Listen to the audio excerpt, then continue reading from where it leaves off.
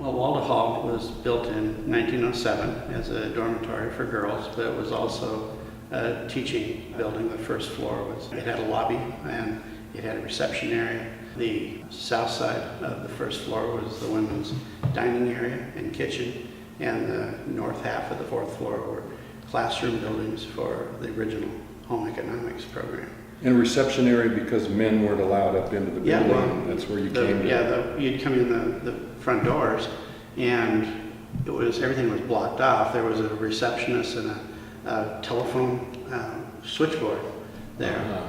And men could come to the lobby if they were going to pick up their dates, and the women would come down, and no man was allowed past the doors on either side of the lobby, with the exception of an occasional dance. The men would be allowed to come up here on the second floor. And the center of the second floor, wherever we have this hardwood floor in the building, it was an open area as a lounge for the gals in the dorm. And we've got photographs of actually our fireplace, which and this big archway doorway here was open.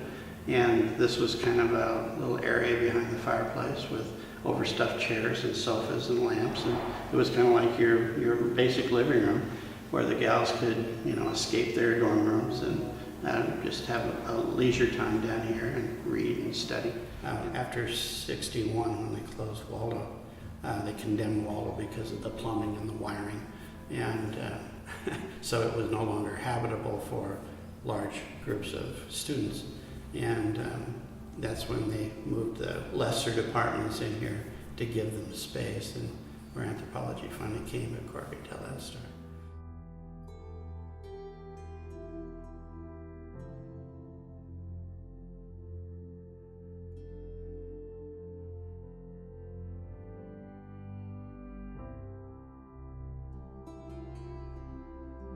So we were on this, with sociology basically at that time, I think had the second floor of Fairbanks.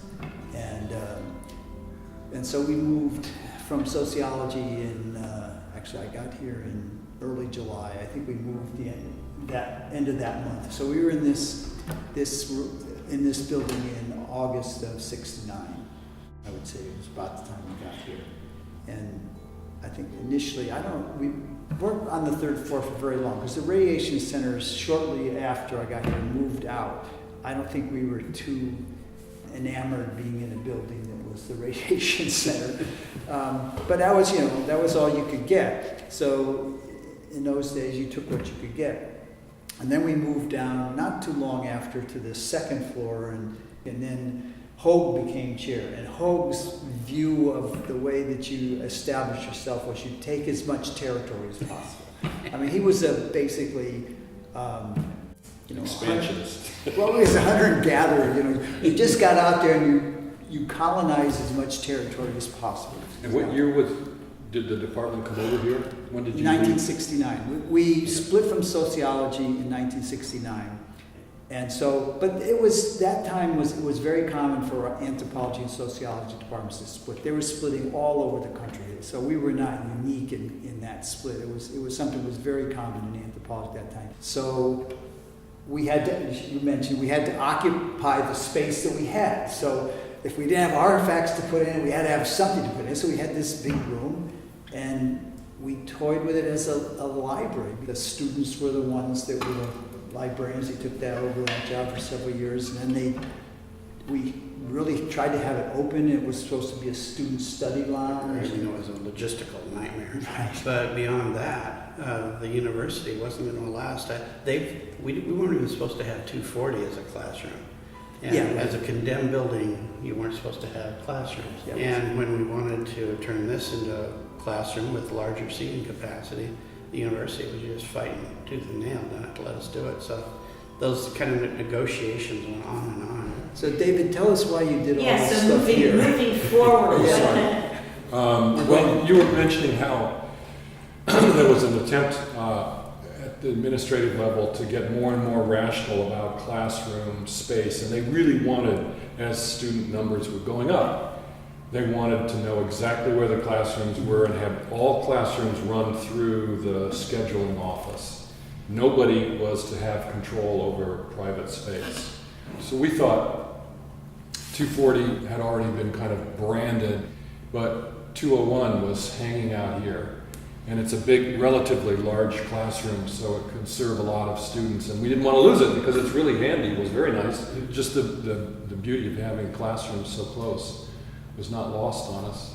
So we were thinking about how to keep this from going into the hands of the schedulers. And I had been the art students every year. I assume they still do it. They have the seniors have a presentation of their work, some artwork, over in the ballroom of the MU. And I was overlooking at what they'd done, and one young woman had played around with kind of graffiti art and had created, this is her own font. She created this font, and it occurred to me, oh, we could do that to 201 and graffiti 201 in an anthropological way, which would maybe save the building, no one else would want to use it. And it would seem so obviously part of our space. So I hired her that summer, and I just grabbed a textbook down and tried a little bit. The only thing I tried to do is to be a little bit for fields.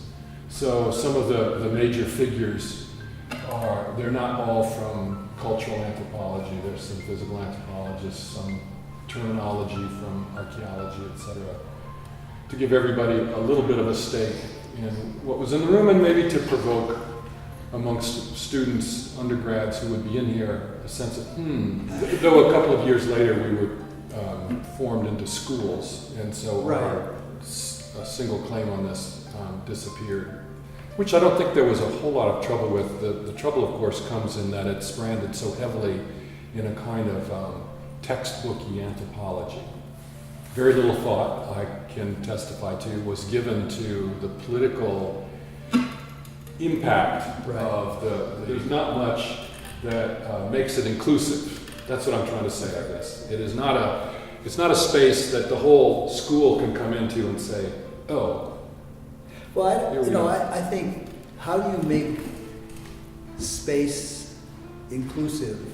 I think we're continually working on the whole issue of inclusivity, diversity, equity, fairness, maintaining history but not letting the history be biased towards one particular group versus another, and anthropology really has a major issue with that.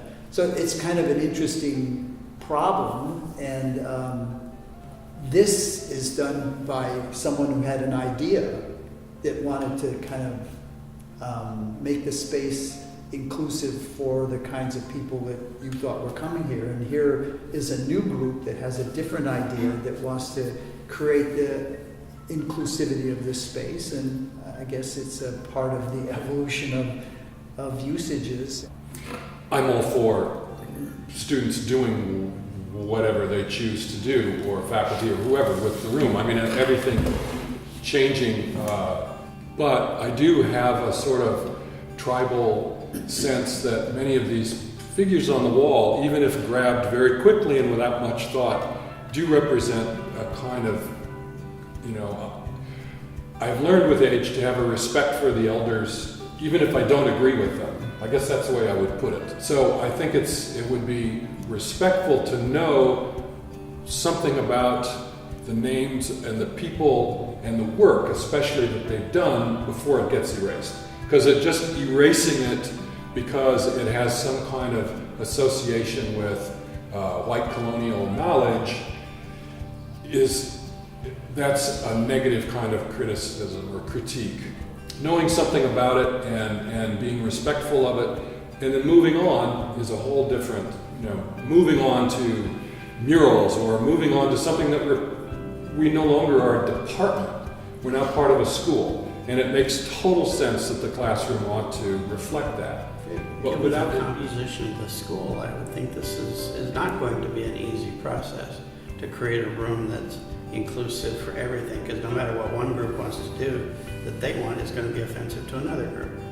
And I don't know how they're going to, good luck finding that. Well, I guess one of the things that comes up is that painting is kind of a permanence. It has, paint wears out after a while.